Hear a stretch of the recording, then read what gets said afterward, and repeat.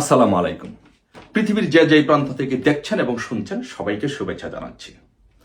আমরা দেখেছি সাম্প্রতিককালে বাংলাদেশের রাজনীতি সেই 2024-এর 5 আগস্টের পর থেকে রাজনীতি এমন একটা প্রতিহিংসার জায়গায় গিয়েছে যেখানে যে রাজনীতিকে আজকে বাংলাদেশের মানুষ ঘৃণা করে, রাজনীতিকে বিষিয়ে তুলেছে এই 5 আগস্টের পর থেকে বিএনপি এবং জামাত।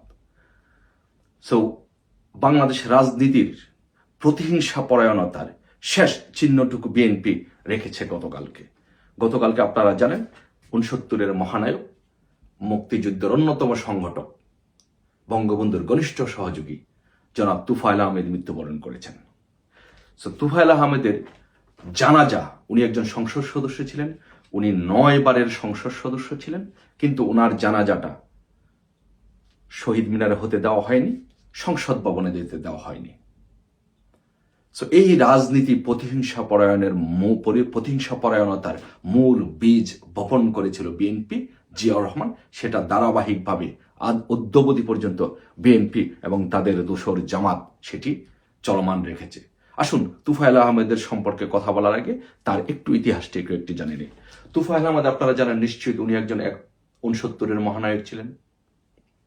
উনি মুক্তিযুদ্ধের সংগঠক ছিলেন, বঙ্গবন্ধুর ঘনিষ্ঠ সহচর ছিলেন এবং উনি একাধারে 9 বার জাতীয় সংসদের সদস্য ছিলেন মন্ত্রী। কিন্তু জাতীয় সংসদের যেই বাংলাদেশের যে ট্র্যাডিশনাল রেওয়াজ, সেই রেওয়াজ অনুযায়ী যখন কোনো ব্যক্তি মৃত্যুবরণ করে, সংসদ সদস্য বা মন্ত্রী, জাতীয় নেতা, তাদের জানাজা সংসদ ভবনই হয়। কিন্তু অত্যন্ত দুর্ভাগ্যের বিষয়, পরিতাপের বিষয় যে তুফাইল আহমেদের মতো একজন জাতীয় নেতাকে তার জানাজা সংসদ ভবন কিংবা শহীদ মিনারে হতে দেওয়া হয়নি। সংসদ ভবন ও শহীদ মিনারে জানাজা দিতে দেওয়া হয়নি জনাব তুফাইল আহমেদকে। কিন্তু একটি জিনিস আপনারা দেখেন, লক্ষ্য করে দেখেন যে রাজনীতি আজকে কারা রাজনীতিতে প্রতিহিংসা পরায়ণ, কারা রাজনীতিটাকে আজকে জনগণের মাঝে এই দেশে বিষিয়ে তুলেছে। আপনারা একটু দেখুন। আমরা যদি একটু অতীতের দিকে ফিরে যাই তাহলে দেখতে পাবো যে আপনারা দেখছেন যে তুফাইল আহমেদ বীর মুক্তিযোদ্ধা সাদেক হোসেন খোকা যখন মারা গিয়েছিলেন, ওনার জানাজা হয়েছে, আওয়ামী লীগ তখন ক্ষমতায় ছিল, ওনার জানাজা হয়েছে শহীদ মিনারে। ওনার শ্রদ্ধা নিবেদন করেন। সাদেক হোসেন খোকা একজন মুক্তিযোদ্ধা ছিলেন, ছাত্র জীবনে গণমানুষের অধিকার প্রতিষ্ঠার জন্য সংগ্রাম করেছেন। হাজী সেলিম সহ আওয়ামী লীগের নেতা শ্রদ্ধা নিবেদন করেন।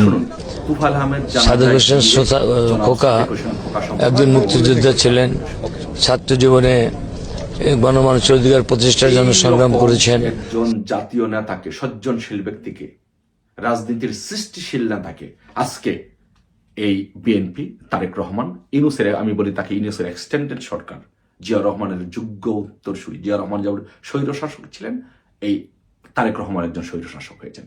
আজকে তাকে শহীদ মিনারে জানাজা দিতে দেওয়া হয়নি, সংসদ ভবনে জানাজা দিতে দেওয়া হয়নি। অথচ আপনারা একটি জিনিস দেখেন যে তুফাইল আহমেদকে এখানে জানাজা দিতে দেওয়া হয়নি, কিন্তু একজন ...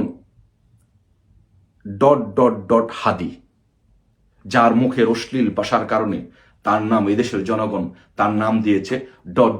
হাদি, সেই ... হাদিকে কিন্তু জানাজা দিয়েছে সংসদ ভবনে এবং তার সমাধি করেছে জাতীয় কবি কাজী নজরুল ইসলামের পাশে। এই হলো বাংলাদেশের রাজনীতির শিষ্টাচার, এই হলো বাংলাদেশের রাজনৈতিক কালচার। যেই লোকের নাম নিতে, যেই লোকের নামের উপাধি নিতে, ... হাদির নাম নিতে আমাদের লজ্জা হয়, সেই ব্যক্তির জানাজা হয়েছে সংসদ ভবনে, সেই ব্যক্তিকে সমাহিত করা হয়েছে কাজী নজরুলের সমাধিস্থলের পাশে। এই হলো বাংলাদেশের রাজনীতিকে বিষিয়ে তোলার এক প্রচেষ্টা বিএনপি এবং তার দোসর জামাতের। শুধু তাই করা হয়নি, তুফাইল আহমেদের সাথে একজন জাতীয় বীর, যিনি বাংলাদেশের ইতিহাসের প্রতিটি বাঁকে বাঁকে যার অবদান ছিল, সেই তুফাইল আহমেদকে শুধু জানাজা শহীদ মিনার বা সংসদ ভবনে তাকে জানাজা দিতে দেওয়া হয়নি তা নেই। ঢাকার একটি মসজিদের সামনে তার জানাজা যখন হচ্ছিল, তখন আওয়ামী লীগ সহ অসংখ্য সাধারণ মানুষ তুফাইল আহমেদের জানাজায় গিয়েছিল। তুফাইল আহমেদের জানাজায় গিয়ে কেউ আবেগে জয় বাংলা স্লোগান দিয়েছে। জয় বাংলা স্লোগান এটি জাতীয় স্লোগান, এটি সবার স্লোগান। অথচ সেই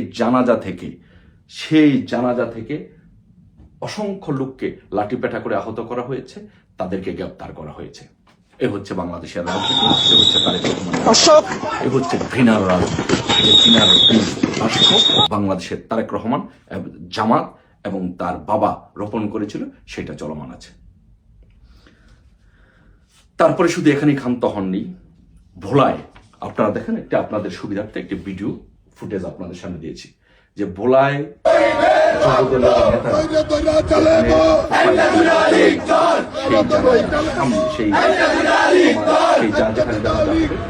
মাঠের মধ্যে তারা স্লোগান দিচ্ছে, একটা আওয়ামী লীগ ধরে জবাজ কর। অথচ আওয়ামী লীগকে সেখানে জানাজা দিতে দিবে না, আওয়ামী লীগকে বাধা দেওয়া হবে। আওয়ামী লীগের নেতাকর্মীদেরকে, আপনারা জানেন ভোলায় আওয়ামী লীগের নেতাকর্মীদেরকে নির্মমভাবে তাদের উপর নির্যাতন করা হয়েছে, তাদেরকে জানাজা অংশগ্রহণ করতে দেওয়া হয়নি। কিন্তু কাউকে নির্যাতন করে কি কাউকে বন্ধ করা যায়? গাছের দুই একটি ফুল ছিঁড়ে ফেললে কি বসন্ত আটকানো যায়? তুফায়েল আহমেদরা তো এই দেশের একটা বসন্ত, সেই বসন্তকে কখনো আটকানো যায়? কখনো সেই বসন্ত আটকানো যায় না। আপনারা দেখেন যে তুফায়েল আহমেদের জানাজায় শত বাধা বিপত্তি, জেল, জুলুম, গ্রেফতার, এগুলোকে উপেক্ষা করে আপনারা দেখেন হাজার হাজার লক্ষ লক্ষ নেতাকর্মী, সাধারণ মানুষ তুফায়েল আহমেদকে তাদের ভালোবাসায় সিক্ত করে চিরবিদায়।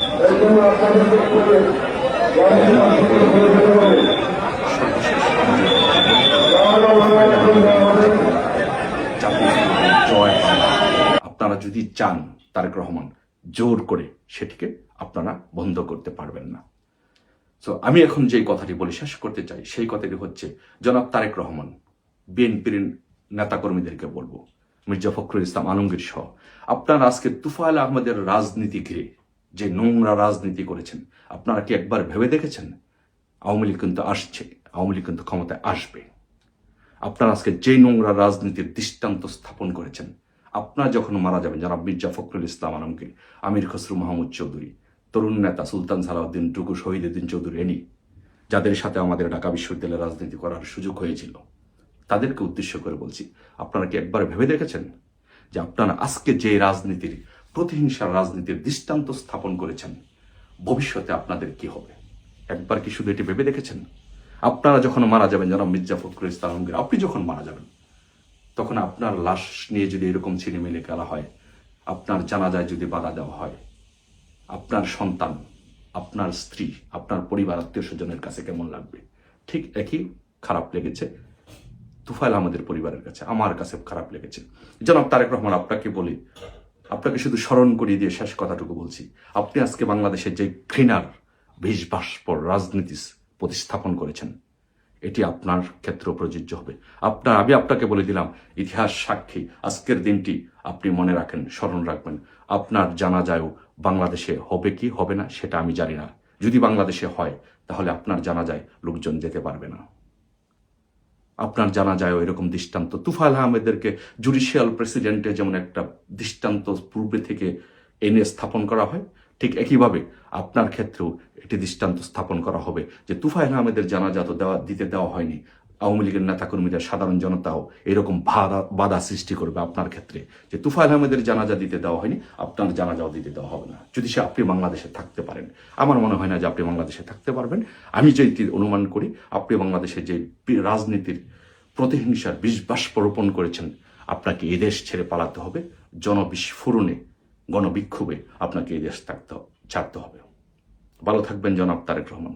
আশা করি আপনাদের বোধোদয় হবে, আপনারা রাজনীতিতে অন্ততপক্ষে সুস্থ ধারা চালু করবেন। আর যদি সেটি করতে ব্যর্থ হন, এর ফল আপনাদেরকে ভোগ করতে হবে, যেমন গত 17টি বছর করেছেন। ধন্যবাদ, ভালো থাকবেন।